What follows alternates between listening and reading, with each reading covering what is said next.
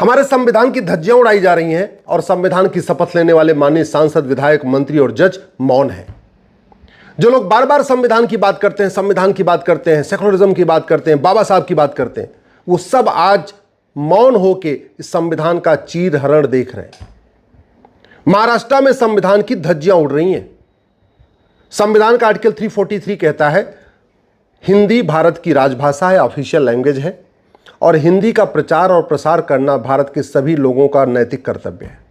Article 344 कहता है एक भारतीय भाषा आयोग बनेगा और भारतीय भाषा आयोग अपने सुझाव देगा कि हिंदी का प्रचार प्रसार कैसे किया जाए, हिंदी को कनेक्टिंग लैंग्वेज कैसे बनाई जाए।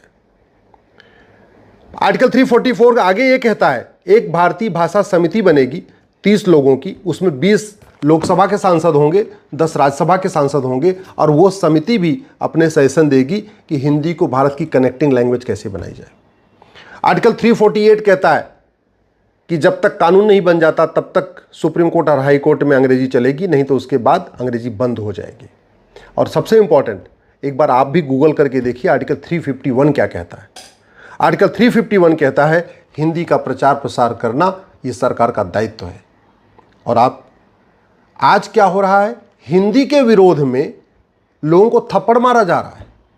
दुबई में आप हिंदी बोलेंगे कोई आपको थप्पड़ नहीं मारेगा, अरब में आप हिंदी बोलेंगे कोई आपको थप्पड़ नहीं मारेगा, अमेरिका में, कनाडा में, ऑस्ट्रेलिया में, ब्राज़ील में भी अगर आप हिंदी में बात करेंगे कोई आपको थप्पड़ नहीं मारेगा, बल्कि गर्व के साथ आपके साथ सम्मान के सामने झुक जाएगा, बोले अच्छा आप हिंदुस्तान के रहने वाले हिंदी बोलते हैं, आपका सम्मान करेगा।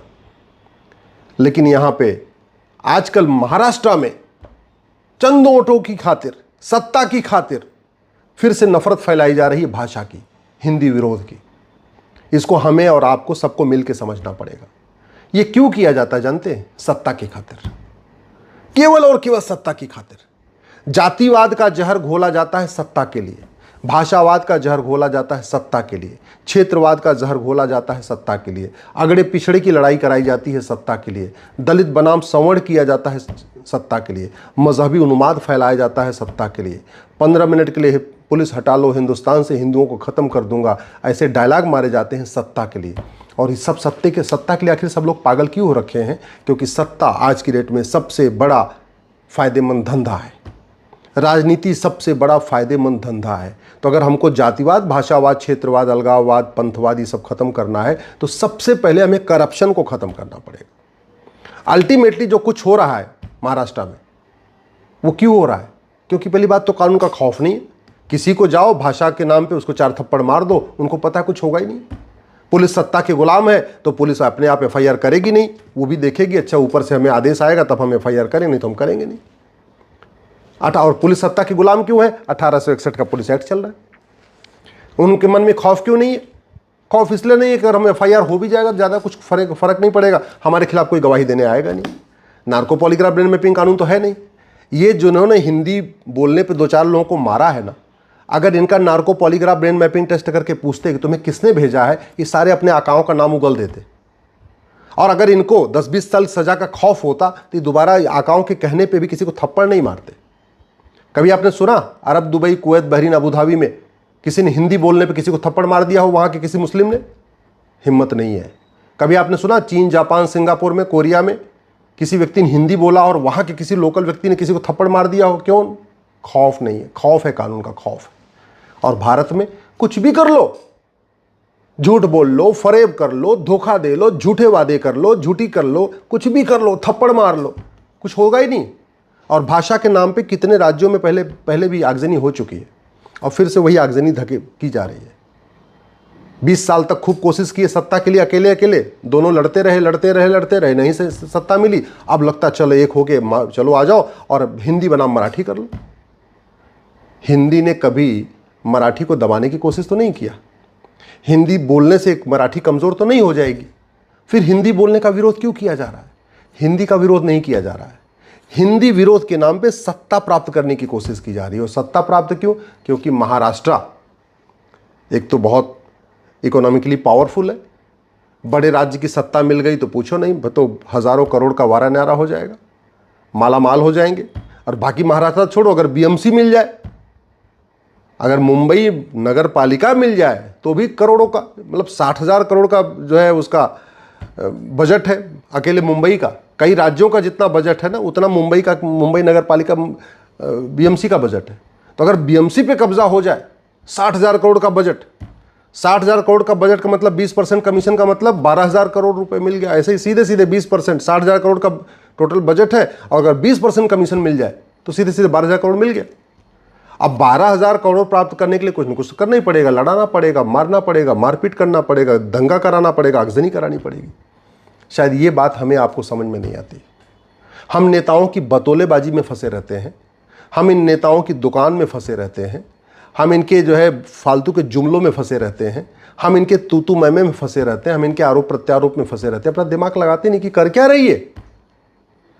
आपने कभी सुना कि कभी किसी ने थाने का भ्रष्टाचार खत्म होना चाहिए ये मुद्दा कभी उठाया हो? अब बोला अगर थाने पे अगर भ्रष्टाचार चलेगा तो हम 2-4 थाना फूंक देंगे? नहीं। तहसील भ्रष्टाचार का अड्डा बना हुआ, किसी नेता ने, किसी पॉलिटिकल पार्टी ने मुद्दा उठाया कि अगर तहसील में भ्रष्टाचार होगा हम तहसील को आग लगा देंगे? नहीं। डिस्ट्रिक्ट कोर्ट में न्याय बिक रहा है, जुडिशियल रिफॉर्म किसी के लिए मुद्दा है क्या? नहीं। आम जनता घूसखोरी, कमीशनखोरी, दलाली से परेशान है, किसी पार्टी के लिए मुद्दा नहीं है। आम जनता मिलावटखोरी, कालाबाजारी से परेशान है, किसी पार्टी के लिए मुद्दा नहीं है। हमारी यंग जनरेशन नशे में बर्बाद हो रही है, लेकिन ड्रग किसी पार्टी के लिए मुद्दा नहीं है। मुद्दा क्या है? हिंदी बोलना मुद्दा है। 1,000 बेटियां लफ्ज़ का शिकार हो रही हैं, लेकिन उनके लिए मुद्दा नहीं है। प्रतिदिन 1,500 हिंदू परिवारों का धर्मांतरण हो रहा है, 10,000 हिंदू का पर डे कम हो रहे हैं, ये मुद्दा नहीं है। 6 करोड़ घुसपैठी आके बैठे हुए हैं, ये मुद्दा नहीं है। 90,000 बच्चे रोज पैदा हो रहे हैं, जनसंख्या विस्फोट हो रहा है, ये मुद्दा नहीं है।